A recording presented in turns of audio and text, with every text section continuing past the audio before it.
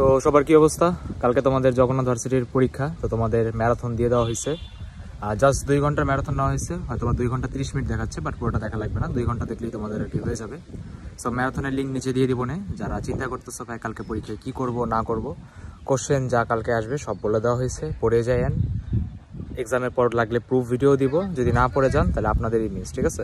তাহলে ভালো মতো সবাই ম্যারাথনটা দেখে যান, আর কালকের পরীক্ষাতে যে সবাই কোপে নিয়ে আসে।